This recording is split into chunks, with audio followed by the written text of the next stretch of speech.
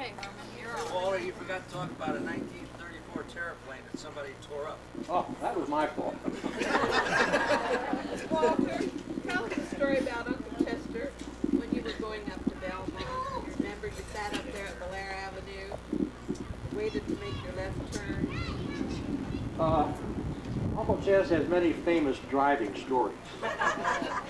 When he retired from the Merchant Marine, he hadn't driven a car for years. But he got off the ships in New Orleans. And this was in, what, 1950? It was after World War II. And he drove all the way from New Orleans to Dayton on a 1922 California driver's license, which said valid until revoked. And he had had that for almost 40 years. Had never owned a car, had never driven. And it was scary to ride with him. Greta took him out to the State Highway Patrol office to take his test. And when, tell him what the officer told you. He said, I just took a ride with death. But a number of times, Uncle Ches would want to go someplace and say, Grace, come with me. She said, I won't ride with you. But what Marion or Jenny's talking about, there was a stop sign up at Belair in Smithville. And I was with him one day, and we'd stop there, nothing coming, and he'd wait, and he'd wait, and he'd wait, and pretty soon a car would come, and he'd pull out. Uncle Chet said, why do you do that? You scare me to death. He said, I like to see where they are before I move. He said.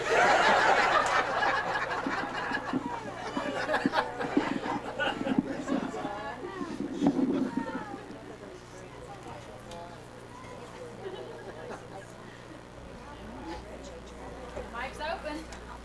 Herman's got lost.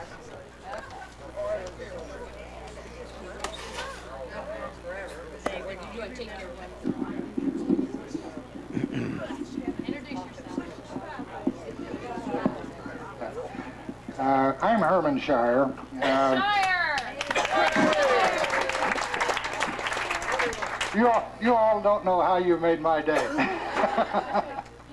And my pop was Roscoe, and my granddad was Eli, which was a brother to the Israel that you're talking about here.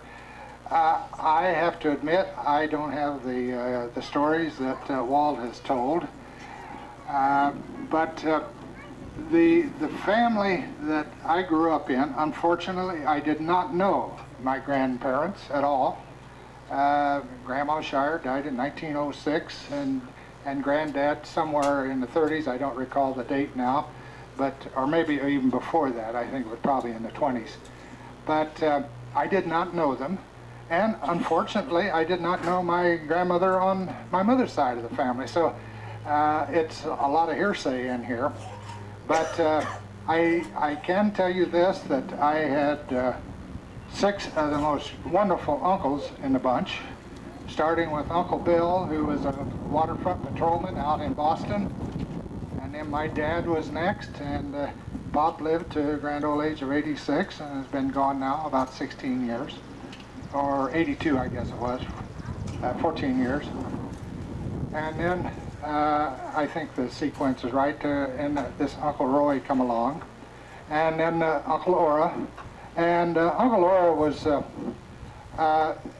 probably of that group the most prosperous one of the bunch. He didn't have any kids. I think that was the reason, and but he had the opportunities to get around and visit an awful lot, I know, with your families in that time frame. There was an Uncle Roy who moved out to Philadelphia at a very early age and worked out there. Then there was an Aunt Edith who, as a little squirt, like it's probably the age of some of these little guys, little gals floating around here, as you were describing a while ago, they put a tag, wired a tag to her lapel coat, put her on a train in Logansport, sent her out to Iowa and told her to get off at Blacksburg, Iowa. And at that point she was met by a family out there called Toller, At this point, I'm not sure whether this was a direct relative or not. I do not know. But Aunt Edith then married an old Dutchman out there by the name of Cyril Good and had a whole flock of kids. And in the back of my book up there, there is a pretty nice family tree there of the Goods in Iowa. Then there was Uncle Earl, who also followed the Uncle Roy out to Philadelphia and spent his entire lifetime out there.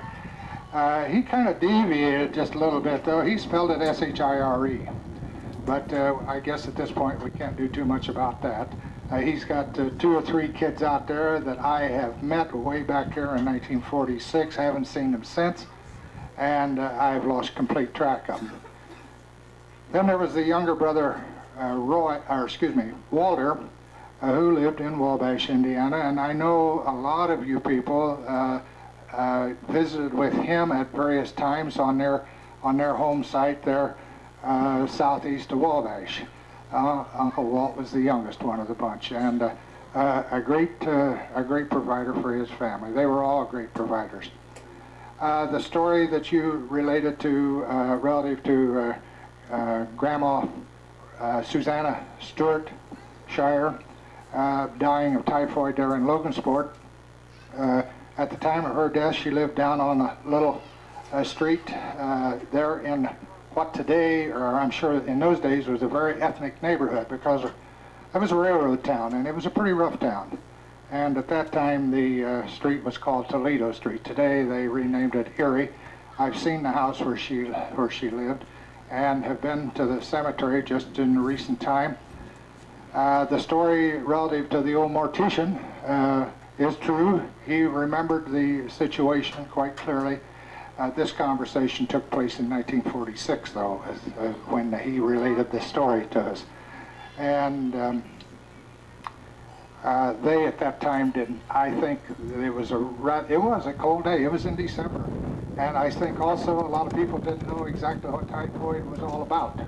And there were very few people there at the funeral site. And the hill going up into this old 9th Street Cemetery is pretty steep.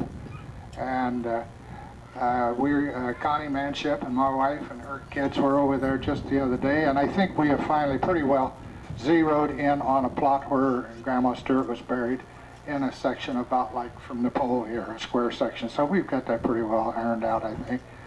And I know that it's a great family, and I'm very proud to be a part of it. So much so that I've got 4 grandsons who's carried on the name. Other than that, if it hadn't been for those 4 kids, Roscoe's reign would have come to an end after I kicked the bucket. But we've got 4 other boys. There's a Braxton, who is now 17, going on 35. And there's a little story there. Just recently, he's just finishing up his junior year, and he has a little brother John, who is about a 5-year-old, fifth grade or something like that. Anyway, he was telling us that his brother Brax has been dating a little girl named Lopez. What was her first name? Well, anyway, she's one of triplets.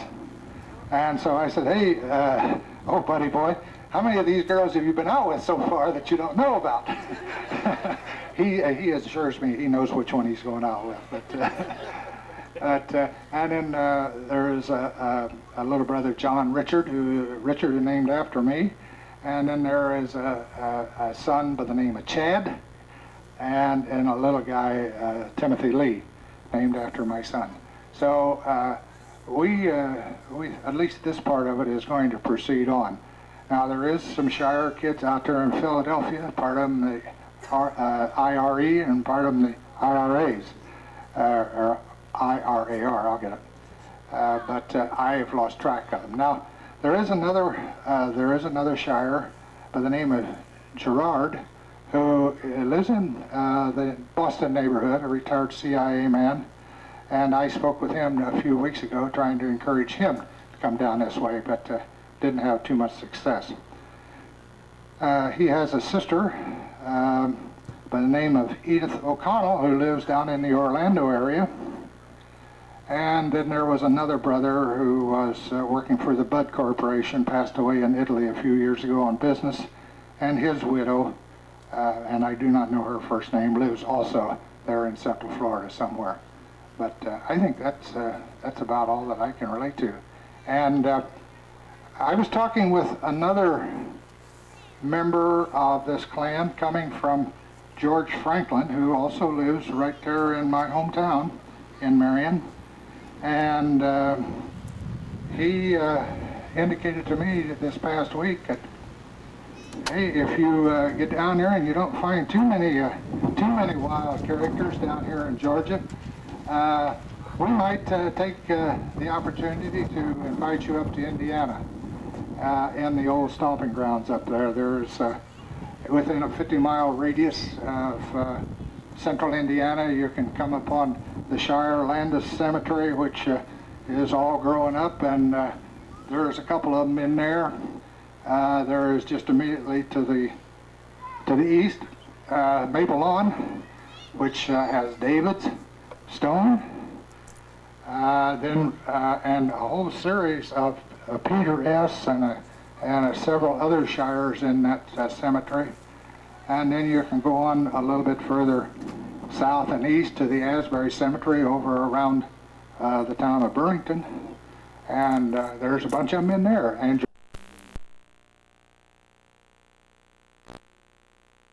And Alva would